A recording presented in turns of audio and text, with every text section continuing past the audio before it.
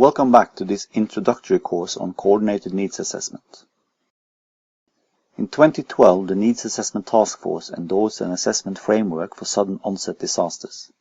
The document can be found on the Operational Guidance for Coordinated Assessment in Humanitarian Emergencies. In this part of the module, we detail the key characteristics of the assessment framework and each phase and its link to decision-making. The framework consists of distinct phases, among which 4 take place after sudden onset disaster occurs. Each phase of the framework is associated with a specific time frame, for example 15 days for phases 1 and 2, and each assessment output is supposed to feed into specific response mechanisms. Phase 1 informs the preliminary response plan, and Phase 2 informs the strategic response plan. Phase 1 initial assessment is used to estimate the scale and severity of the impact of the event, locate the affected population, inform initial response decisions, and inform Phase 2 rapid assessment design. The output of Phase 1 is called a situation analysis, expected to be delivered in the first 3 days of a sudden onset disaster. Phase 2 multi-cluster rapid assessment is used to inform the revised planning of humanitarian response, highlighting priority actions and defining the focus for follow-on in-depth assessments. The Phase 2 output is the multi-cluster initial rapid assessment after 15 days. We generally refer to Phase 1 and Phase 2 as MIRA. Cluster sector-specific assessments are made available in Phase 3 and used to analyze situation and trends, adjust ongoing response, inform detailed planning for humanitarian relief and early recovery, establish baseline for operational and strategic performance monitoring. Phase 4 and onwards is used to analyze the situation and trends, inform phasing out of life-sustaining activities, inform detailed planning for recovery, and feed into performance monitoring. To ensure the success of the overall assessment strategy and sequence, good preparedness is necessary. This is the aim of Phase 0, our 5th phase. The following slides summarize the assessment framework in 7 key points. 1. The triggers for initial and rapid coordinated assessments. An assessment is most appropriate in a situation such as a natural disaster, where a triggering event of a new and sudden nature generates a confirmed or potential humanitarian impact. This means a significant deterioration in an ongoing emergency, or new access to a previously inaccessible area, as well as new or additional risks to lives and livelihoods. This event would be followed by a period of relative stability, allowing humanitarian actors to carry out response activities and more detailed assessments. This also includes safe and sustainable access to the majority of the affected population. There should also be a need for response design to be informed quickly, necessitating a need for a quick assessment rather than an in-depth longer one. These conditions alone do not suffice to guarantee the appropriateness and success of coordinated assessments such as the MIRA. A coordinated assessment must also be as inclusive as possible of important in-country stakeholders such as government, disaster management agencies, national NGOs, UN, and all partners need to be willing to share information and resources. It's always a challenge to bring all stakeholders on board, but every effort should be made to do so. Even if stakeholders can only make a minimal contribution, a coordinated assessment and its findings are for all.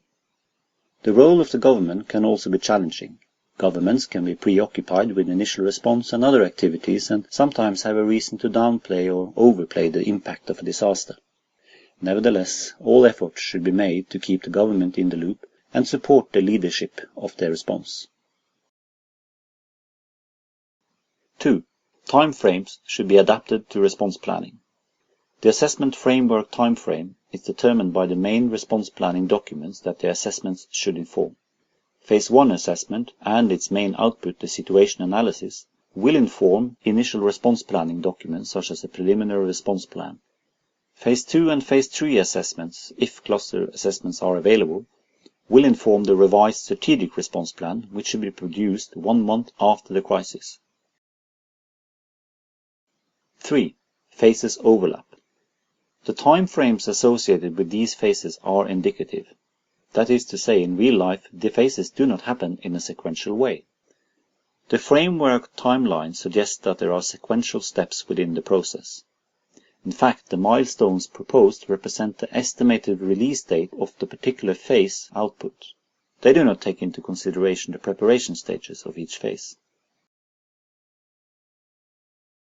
In reality, Phase 1, 2, and 3 assessments are likely to overlap. The design of the Phase 2 assessment will be based on findings and recommendations of Phase 1 assessment and will require some days of preparation. Sometimes preparation will start even before the results of Phase 1 are available. In fact, it is recommended that if Phase 1 assessment finds that the situation is not as bad as initially thought, then Phase 2 assessment planning can be aborted. Similarly, the Phase 3 assessments, the cluster or sector specific, will be based on findings of the Phase 1 assessment and preliminary results from Phase 2. Ideally, Phase 2 assessments overlap with both Phase 1 and Phase 3. A few other points to remember. The secondary data compiled to inform Phase 1 assessments should be ongoing and also inform Phase 2 assessments, including any updated information, for example, government estimates of the number of people affected. Because of the necessary overlap, organizations need to consider carefully who they will make available for participation in each phase. It may seem desirable to have sector specialists working on the Phase 2 assessment, but some of them will need to be engaged in planning the next assessment. 4. The strategic focus of the assessment changes over time. In Phase 1 and 2 of assessments, the focus is on saving and sustaining lives and obtaining an understanding about the access to basic services and goods. However, very quickly there is also a need to understand how livelihoods have been disrupted and start identifying the basis for early recovery. This multiple focus is required to inform overlapping emergency program phases. The truth is that it's not always possible to inform all emergency response phases to the same level. There must be a prioritization. 5. The precision and accuracy of the information collected increases over time. Phase 1 is quick and dirty and exploratory. Phase 2 is more targeted. Sites are deliberately selected and explanatory. We try to obtain information about the impact of the crisis and generate explanations as to why the impact is greater here than there. Phase 3 is more comprehensive and confirmatory.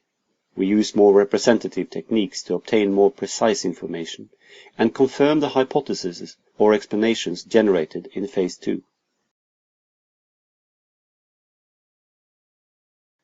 6. Assessments provide more detail over time. Another way to look at the increased level of precision over time is through the lens of the unit of measurement. Time constraints in each phase limit your options in terms of number of samples. You need to proceed from the general to the more detailed. In Phase 1, the exploratory phase, the focus is at the community level.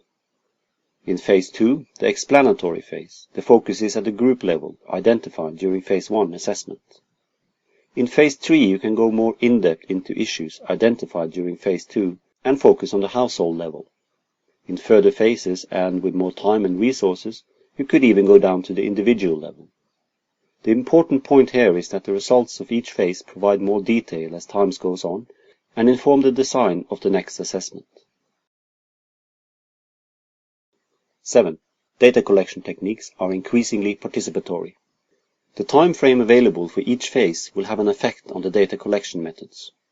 Conclusions and explanations in Phases 1 and 2 will be mostly based on a few field visits, key informant interviews, and direct observations, which are compared with the results of a secondary data review. These data collection techniques are mostly based on expert judgment and the use of experienced staff. If and when time and resources allow, assessment teams should also use community group discussions, which are more participatory-based approach to data collection and applicable even for rapid assessment. Later on, when more time and resources are available, data collection techniques can be used that focus more on voicing the affected populations, such as focus group discussions, household interviews, individual surveys, etc. The range of data collection techniques should be used with caution. recognizing the limitations and benefits of each. Two data collection families can be identified. Those that can be used during initial and rapid assessment, but are more based on expert judgment, and those that can be used with more time and resources and enable the affected population to have a greater voice. Now, let's read a bit instead. Look up the MIRA manual taken from the Humanitarian Response website. Read through it and take particular note of the 3 pillars of the MIRA process.